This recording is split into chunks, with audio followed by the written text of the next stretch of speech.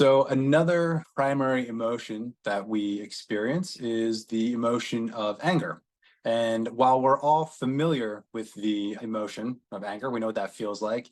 It can be useful just to touch base real quick and from a clinical perspective, discuss it further. So often with anger, it's often occurring because at some level, we have an expectation or a sense of how something should have happened, and that thing has not occurred. And from our perspective, we tend to feel like either the universe, like a very general sensation, or someone specifically intentionally crossed that line, or something happened that made us feel unfair. So when that expectation that we have in these moments is not met because we think someone did it intentionally, or because we develop a sense of unfairness that should not have happened, that often is going to create a feeling of anger from a cognitive behavioral therapy perspective.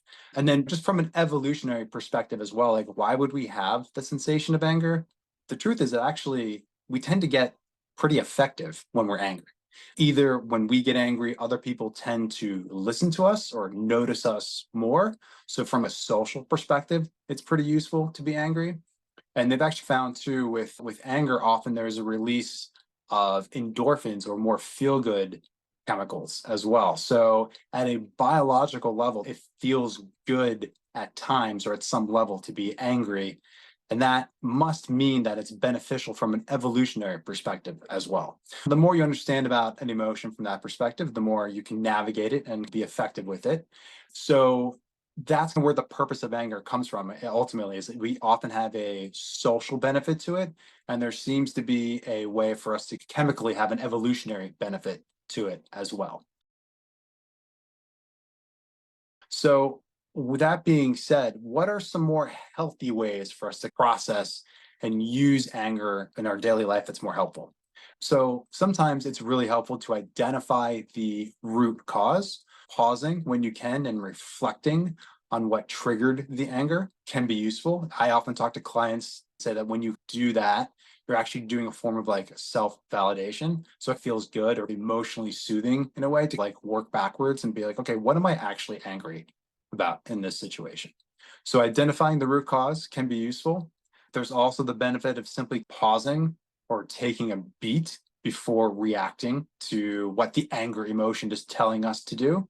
A lot of cognitive behavioral therapy and other therapy approaches focus on awareness of anger as it's often building up, if we can, making sure that you catch it in the early stages before it's too far gone and we're just unable to pause, or pausing just isn't an option at that point.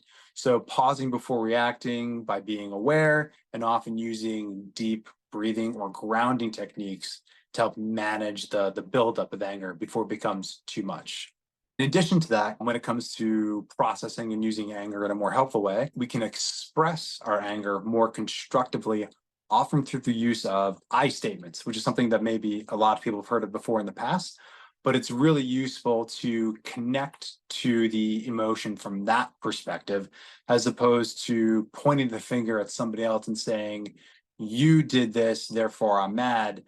Even if that feels justified and right in the moment, that's often going to be an unhelpful way to approach anger, because it's only going to rile you up more and make you feel more unfair or more unjustified in what occurred. So when you take the I statement approach, it really does help to work with the emotion in a more useful or helpful way.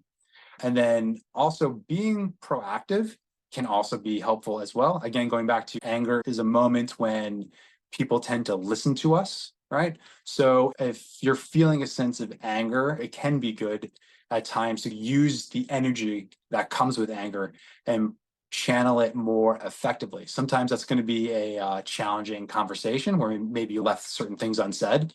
Perhaps other times it's going to be actually like doing something in your life that needed to be done, that the anger can be a useful kind of tool in that way. There are some really useful ways to work with anger. Again, reviewing them again, it's identifying the root cause, pausing before reacting, expressing the anger in a more constructive way, often using I statements, and then doing something physically by channeling the anger into some type of action. If you're more interested in learning about these types of experiences with primary emotions or anger specifically, and you feel like what we've been talking about here is of interest or applies to you, please feel free to reach out to us here at Good Therapy SF. Take care.